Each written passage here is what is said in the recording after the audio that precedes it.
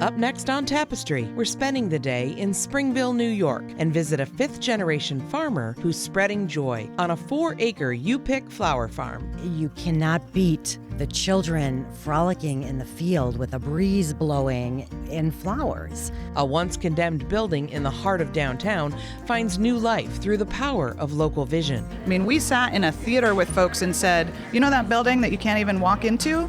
We're going to transform it into art workshop space, all centered around a cafe and bakery that's going to build community through food and art. And we wrap our day at the Concord Historical Society, a 5-building campus where history isn't just preserved, it's alive. Every Tuesday evening from 6 o'clock to 8 o'clock, we have anywhere from 8 to 20 musicians come in. It's just a big jam session open to the public. That's up ahead on Tapestry, right after this.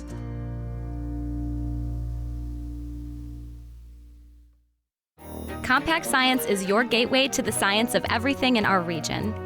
Join host Sarah Jane Gomlick-Green and investigate the geology of Niagara Falls, discover the chemistry in sponge candy, and learn how density affects lake effect snow. Watch Compact Science on the Buffalo Toronto Public Media YouTube channel. From in-depth reporting to musical masterpieces, dramas, and mysteries to local bands, Buffalo Toronto Public Media delivers it all. Stay informed, be inspired, and join us. This is Public Media. Welcome to Tapestry. I'm your host, Lynn Bader. Today, we're headed to Springville, New York, a town where deep roots and new ideas bloom side by side. We begin our visit off Route 240 to meet up with Ellen Kriesman. This field is always evolving. Heavy on Coreopsis yarrow. There's a lot of yarrow in there, Sweet William.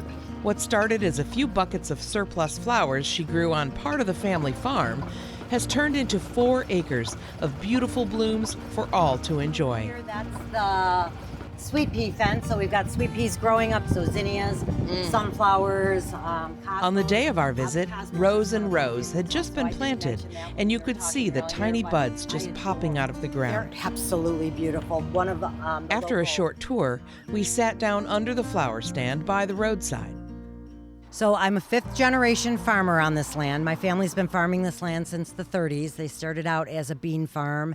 From beans, we went to a dairy farm. The bottom dropped out of dairy farming in the 70s, and my dad started doing vegetables on a much smaller scale.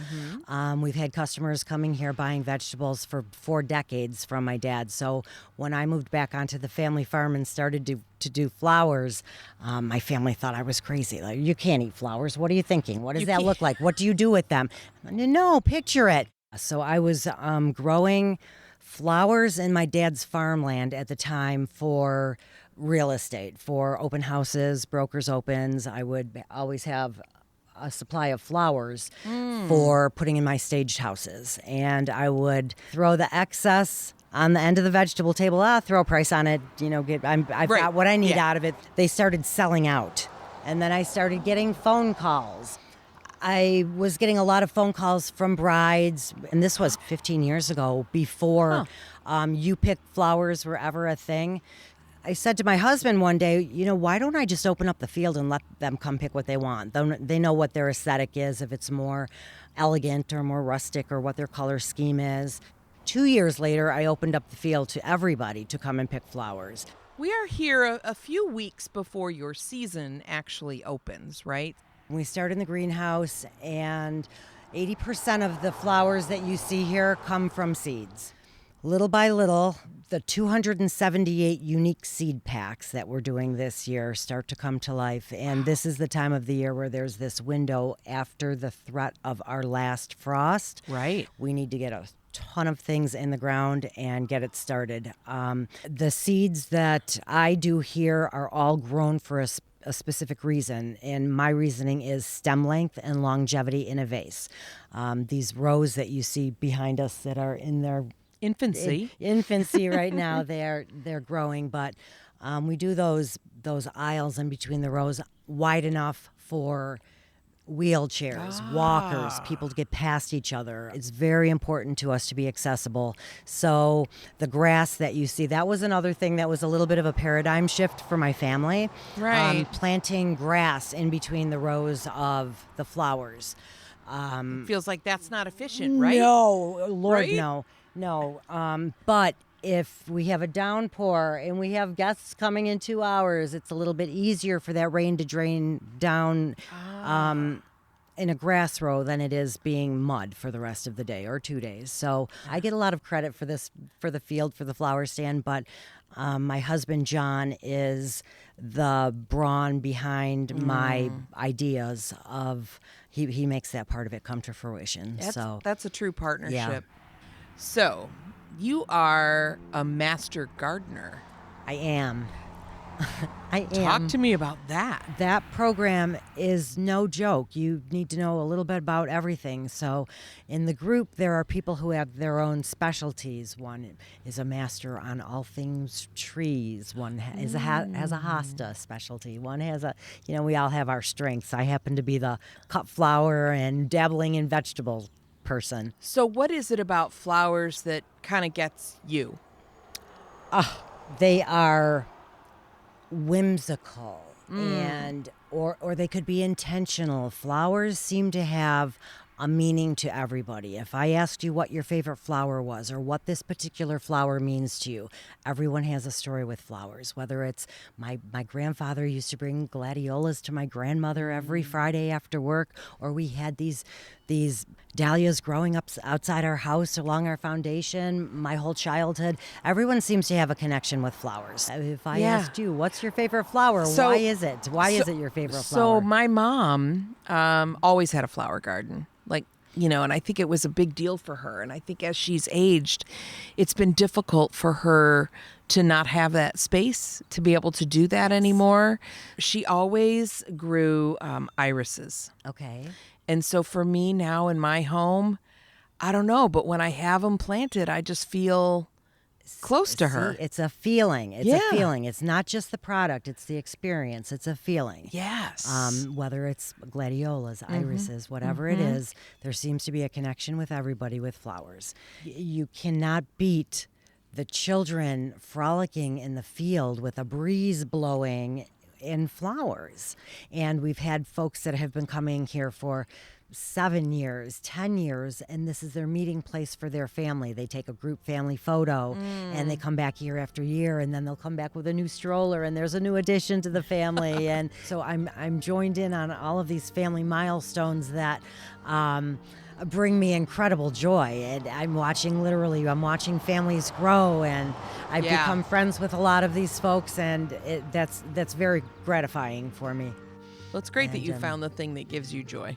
Yeah, and it's thanks. even better that it gives others joy. Yeah, a lot of good things happen here. Bring your family, bring your loved ones, bring whoever it is that you break bread with or want to get to know better, or want to give flowers to. Yeah, whatever your situation is, or just come and breathe some country air, and we're happy to have you.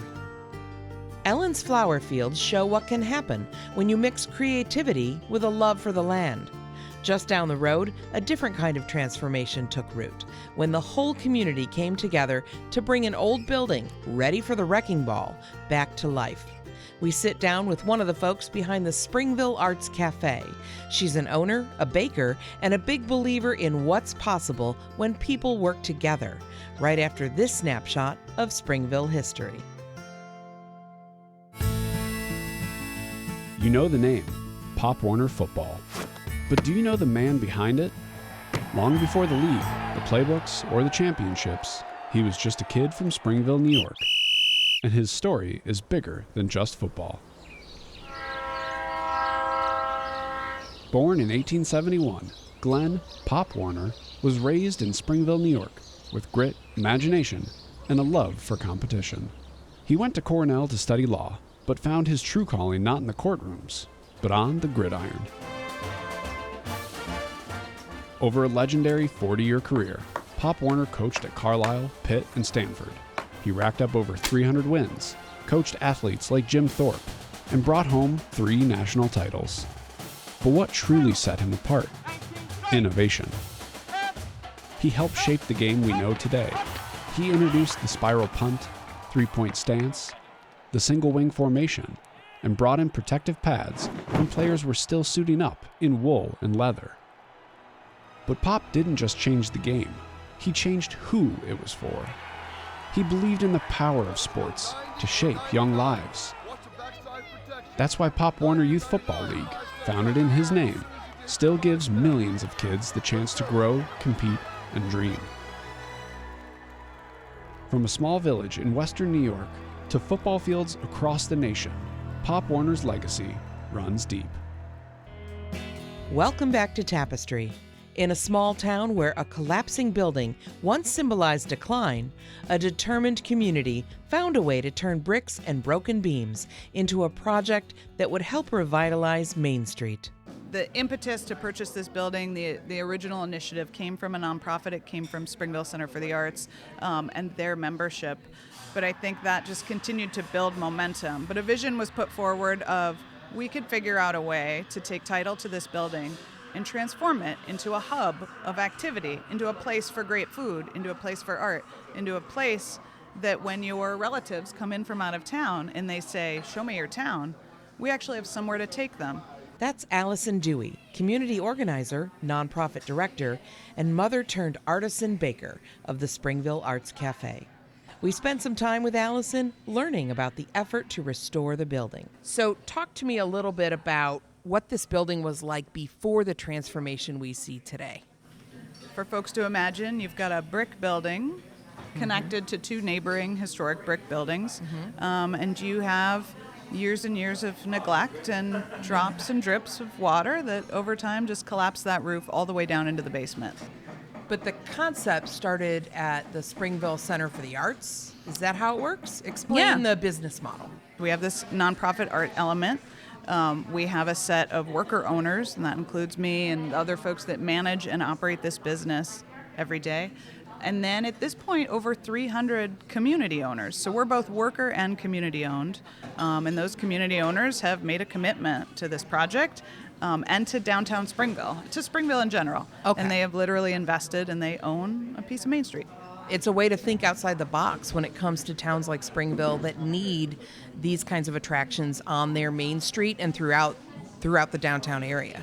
And as you tour through small towns, not that this isn't also an issue in cities, but there's no big developers hanging out in small towns ready to use their leverage and resources to pile money into a Main Street. And in Springville, what's amazing is we never lost our core. Like, there still is a downtown strip between the lights, but we were seeing what you talked about in terms of decline. And to reverse that meant we all need to come together and figure out, how do you invest in a small town Main Street? How do you invest in these buildings that need so much investment? There were already hundreds of folks who have seen the progress of the Art Center and what that organization's been able to achieve, right? And so you have trust. I mean, we sat in a theater with folks and said, that building that you can't even walk into? We're going to do this to it. We're going to transform it into art workshop space, artist residency apartments, a rooftop garden, all centered around a cafe and bakery that's going to build community through food and art. Those folks believed that that was possible, and they said, we'll help figure this out. Allison toured us through the space, including a basement where art classes are held, a second floor that offers living quarters for artists in residence, and a beautiful rooftop garden, providing vegetables and herbs that are used in the kitchen. So, hello. This is bakery. Okay. It's where I spend most of my time. Yeah. But so we're mixing and shaping bread. We're baking it here in the morning. And this oven, again, is testament to all the people involved in the spirit of support, power of community. Like, we thought we could get this oven in the building assembled. We also just kind of generally thought we could get it in the building, and so that was not true. So it really took like half of Springville standing out on Main Street, stopping traffic, getting this oven off a truck, getting it pushed in the doors up there. Yes, but then... And then having it taken apart deck by deck, and then the Springville football team coming and bringing those pieces back into here. Oh my goodness. So you didn't start on this journey as a baker? Thinking about food service and bread making, a different journey that really just started in my home kitchen. And then, we started making some of the things we think are going to be Arts Cafe, so that when we're talking to someone or at an event about our vision for this building, it's not just words, but it's, and why don't you try this? Why don't you put this piece of bread in your mouth? Try this scone. And I think that made a tremendous difference, again, with trust and a belief in what was coming. But beyond that, our mission is to build community through food and art, to create a place that people can come and build new connections, that we're creating a more and more vibrant Springville, and that we're doing that in partnership with all the businesses on this strip. Again, we're all at this point pulling in the same direction of trying to champion Springville and create a place that's really amazing to live, work, and play. There's more Tapestry coming up. Stick around.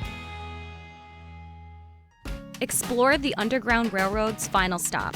Learn about how the Latine workforce organized to overcome discrimination and follow the timeline of immigration in Western New York. So remember, history surrounds you and includes you. Watch Compact History on the Buffalo Toronto Public Media YouTube channel. From your morning commute to quiet evenings at home, Buffalo Toronto Public Media is always there with trusted news, inspiring stories, and timeless music. It's your connection to a world of wonder. This is Public Media. Welcome back to Tapestry. I'm your host, Lynn Bader. For our final segment, I'm excited to introduce you to Joel Mall. Joel is the longest-serving postmaster in Springville's history, but it's what he's done after retirement that really stands out. As a dedicated volunteer and the chairman of the board of directors at the Concord Historical Society, Joel has become one of the town's most passionate storytellers and stewards of local history. What is it about history that makes you so passionate? I hated history in high school, but they were teaching me about the Crimean War and things that I couldn't relate to. Right. Once I started getting involved in local history, I could relate to the different things in the community. And you know, I've been to a lot of history museums in my time. This is a little different. Obviously, your mission is like other historical societies to do what? To preserve and promote the history and the people of the town of Concord and the village of Springville. A lot of times, historical societies or museums are in one solitary building. You have an entire campus. Yes, our campus consists of 5 buildings. Our original building was an old jewelry store that became the Pop Warner Museum. Then we started expanding. After a flood in Springville, we acquired an adjacent building that had been condemned following the flood, and that became our 1890s general store. We also have an 1840s carriage house behind the old jewelry store, and in that we have old carriages, sleighs.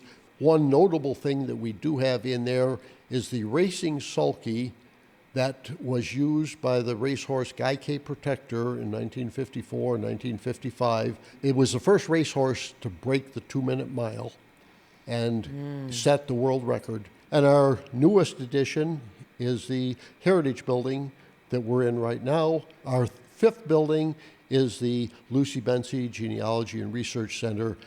This building that we're in right now, in less than a year, we raised through only local donations, not one penny of government assistance, grants, or anything else. We raised $172,000. And through all the volunteer labor and that, we have a building here that's worth about $500,000. When we first arrived, the first building that I saw and recognized was the Mercantile Building. And it is, I'm telling you folks, it is like walking into an episode of Little House on the Prairie. Talk to me about why you have that building set up the way that you do. We decided to set it up as a general store. In the late 1800s, a general store was the main meeting place for the community, the main grocery store, hardware store, and this gave us the opportunity to display so many old artifacts that we had sitting in boxes. Now, the other thing that I notice is that it is a gathering place even today. Like you have music at the Mercantile.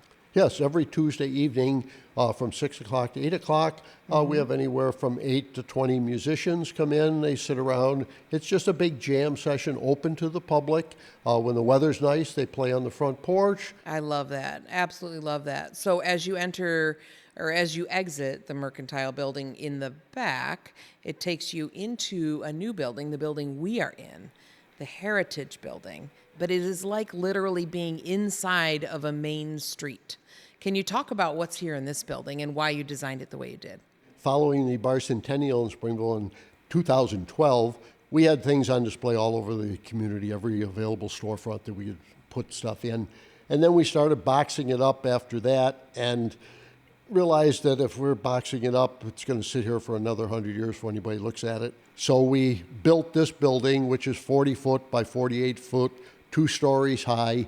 Right down through the center, we put the brick Main Street, because Springville had a brick Main Street in 1912. And we have street lights and utility poles and that buildings that you can go into these various buildings to see the displays that we have inside. So talk to me about what we have here on this particular Main Street in Springville. When you first walk in from the Mercantile, you're stepping into Spalding's photographic parlor. And Mr. Spalding was a photographer here in Springville just following the Civil War. Right here on Main Street, the building that he was on, the second floor, still exists. And outside of that, the next building is the Teddy's Candy Kitchen. Okay. It was the cafe on Main Street in 1930s, 40s, and early 50s. Okay. Then it became Vandermeer's Bakery and then Jewel's Bakery, and it is the current art cafe. That's right, the same cafe we visited earlier in this episode. Another display in this exhibit features the story of a chicken farmer from Morton's Corners, just a few miles from Springville. But this wasn't just any farmer. Jack Yellen raised chickens by day and wrote lyrics for MGM by night, penning more than 750 songs for Hollywood's golden age of film. Wow. 1931, the then governor of New York State was Franklin Delano Roosevelt. He came to Mr. Yellen and he said, I'm going to run for president. I need you to write me a campaign song. So Jack wrote Happy Days Are Here Again, which is the theme song for the Democratic Party to this day. To this day. He also wrote Ain't She Sweet, You Are My Sunshine, Alabama Jubilee, Down by the Ohio, and 729 more. There are a lot of prominent figures in Springville, and we're going to talk about a couple of them. So next to the Heritage Cinema, I see the Concord Medical Group. That looks like an interesting spot. Tell me about that one. Well, just to the left of the Concord Medical Group, in the same storefront, we have Dr. Waite's dental office. Okay. And Dr. Waite was a Springville dentist, and in 1895, he and an associate there took a German painkiller that was only moderately successful. If they gave one person a shot of that, it killed all the pain, and they were happy, and they gave the same shot to somebody else, and it just killed them completely. What? Wait. Just dead. Okay. 50% of the people were allergic to something in this German painkiller. Oh, my goodness. Dr. Waite and his associate at Temple identified the toxin that was causing this problem, removed it, replaced that toxin with a 2% solution of cocaine, and he named his product Novocaine. And that's the same Novocaine that we all get today when we go to the dentist. Dr. Waite from Springville. Dr. Waite from Springville. Right on Main Street, we have the RB Waite building. It's a 3-story building. It's still there. It was built in the early 1900s. And that was the world headquarters for the distribution of Novocaine. Dr. Waite had over 100 employees working there, shipping Novocaine all over the world. My goodness. Until 1928, when he sold his patents and retired as Springville's first millionaire. As I look around the room, I see the Leland House and the Schuster Motor Company? Motor Car Company. Motor Car Company. George Schuster was the chief mechanic for the Thomas Motor Car Company in Buffalo. In 1908, the New York Times got the idea to plan an automobile race from New York City to Paris, France. The Germans, the French, the Italians, and several other entered cars in this race. When you think about New York to Paris, you think about the Atlantic Ocean. That's your first obstacle. But if you go west instead of east, you can put 3,000 miles on before you get to any more water. Then head north to Alaska. It's only 40 miles from Alaska to Siberia, across the Bering Strait. Okay. Get there in the middle of winter, it's frozen. You can drive that 40 miles. Now you're in Siberia, Russia, Poland, on into Paris. On into Paris. Very simple. Except in 1908, there was only 112 miles of road in the United States fit for automobiles. So how did they do that? They drove on railroad tracks. They drove on towpaths along canals, anywhere and everywhere they could. George got to Alaska driving a Buffalo, New York-built Thomas Flyer automobile. How long did the race take? Took 169 days to go 22,000 miles. George eventually was rolled into Paris and beat the Germans by 4 days, beat the Italians by 30 days. You have such a rich display and exhibit of Springville history. I love how interactive it is, that it's not something that's just behind glass. People can walk around these buildings and experience it. And it feels like that was kind of your concept and your dream all along. We have kiosks throughout this building. The kiosk in front of the Jack Yellen, you touch that, you can listen to Jack Yellen's music. The kiosk in the George Schuster display, we have 16 questions about the New York to Paris auto race. You select the question you want and touch it, and you will get the answer in George Schuster's own words and his own voice. Even though he died at age 99 in 1972, we did find that in 1965, the New York Times recorded him in an interview for a radio program. Really? We got a tape of that radio program, and then we geared the questions to his answers. So you can go in there and you can actually ask George a question and get an answer from George. On the front of each of our displays, we have QR codes. So if somebody isn't back here to give you a personal guided tour, you just point your iPhone at these QR codes that are on each of the buildings. Yep. And you will get about a 4-minute talk about that exhibit. A self-guided tour. Yeah. What is the price of admission to come and see everything you have here at this historical society? Actually, we don't have any admission. We work strictly on donations, and some people are very generous with donations, but we're not going to turn you away if you don't drop anything in a donation box. So it's free to come and experience all of this, and the work is done then by volunteers. Everything is volunteers. We have no paid employees in the organization. Well, everybody in Springville should certainly come visit if you haven't already, but I would say anybody in Western New York needs to come and make this trip and come and visit Joel, right? I'll try to be here. Thank you so much for spending part of your afternoon with us today. Well, it's been my pleasure. That wraps up this episode of Tapestry. Next week, we head to Franklinville in Cattaraugus County. We'll visit a blueberry farm, the miner's cabin, which isn't a cabin at all, and meet the young couple who create immersive and interactive local history challenges year after year. What's happening in your town? Let us know by emailing tapestry@btpm.org. Tapestry is a production of Buffalo Toronto Public Media. You can listen to all our episodes at btpm.org or wherever you get your podcasts. I'm your host, Lynn Bader. Thanks for listening.